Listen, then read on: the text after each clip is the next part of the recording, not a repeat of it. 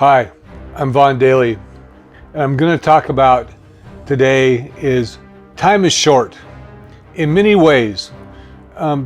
You've heard me talk about that we just have a certain amount of time to choose Jesus and live for Him.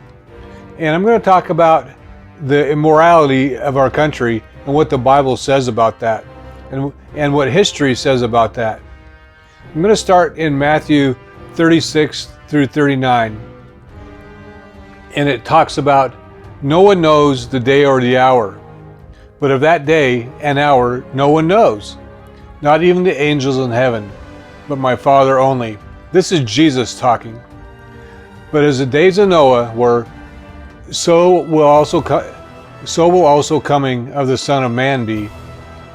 For as the days before the flood, they were eating and drinking, marrying and giving in marriage, until the day that Noah entered the ark, and did not know until the flood came and took them all away.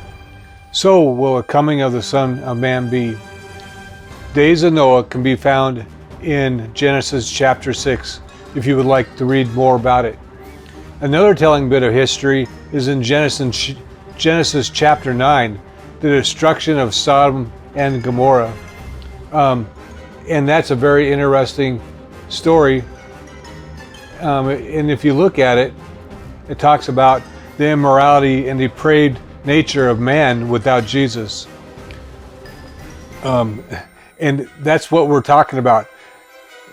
Man, because of Adam and Eve, they sinned entered the world through them. And without Jesus, because when Adam and Eve sinned, they basically died spiritually, and they began to die physically. And we're always going to have an immoral lifestyle without Jesus in our life. We need to have Jesus in our life. I want you to take into consideration Romans 1:24 through 32. It says, therefore God also gave them up to uncleanliness in the lust of their hearts, to dishonor their bodies among themselves, who exchanged the truth of God for the lie, and worshipped and served the creature rather than the Creator, who is blessed forever. For this reason God gave them to their vile passions, for even their women exchanged the natural use of what is against nature. Likewise also the men, leaving the natural use of women, burning for lust for one another, men committing what is shameful, and receiving in themselves the penalty of their error which was due. And even as they did not like to retain God in their knowledge, God gave them over to a debased mind, to do those things which are not fitting, being filled with all unrighteousness, sexual immorality, wickedness, covetousness, maliciousness, full of envy, murder, strife, deceit, evil-mindedness. They are whisperers, backbiters, haters of God, violent, proud, boasters, inventors of evil things, disobedient to parents, undiscerning, untrustworthy, unloving, unforgiving, unmerciful, who, knowing the righteous judgment of God, that those who practice such things are deserving of death, not only do the same, but also approve those who practice them. Wow. Now, if that isn't a wake-up call, I've never heard one and don't know what one is. Now, let's take a minute and look at the immorality of our country and our world that we live in. What's happening right now before our eyes? Doesn't it seem that every stone has been turned? Satan has turned every stone, because everything is backwards and upside down. What was right is now wrong, and what was wrong is now right.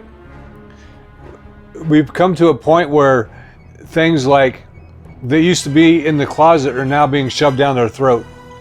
Things like, accepting transgenderism, accepting pride. The whole month of June is a pride month. That's disturbing, right? So I'm speaking to Christians right now. I don't know how to say it much more clear. Now is our time. Now, right now, we have an opportunity like never before to stand firm in the truth and expand the kingdom of heaven. The harvest is right now. Right now as I speak. We must recognize who we are in Jesus and let the light of Jesus shine through us each and every waking moment of the day, everywhere we go. We must have the courage to do what is morally right in God's eyes, no matter what the consequences are. We have to be warriors. We have to be the warriors God created us to be. Now, let me talk to people who don't know the Lord. If you don't know Jesus, I don't know how much longer you have, because time is short. We don't know the date and time. So it's urgent for you to take this into consideration. Get to know Jesus. Bring him into your life. Jesus, I need you. Acknowledge what he did for you. Acknowledge the grace and the mercy of God. And start building a relationship with Jesus. If you don't have a Bible, get a Bible. Start reading the Bible. I would recommend reading the book of John first. And then if you have questions, ask somebody that knows. Or if you even want to direct message me, I'd be happy to share with you. It's a big topic, and I know there's so much more to talk about, but just try to keep this video short. I'm going to stop here. I hope you all have a great day, and may you always walk in the truth.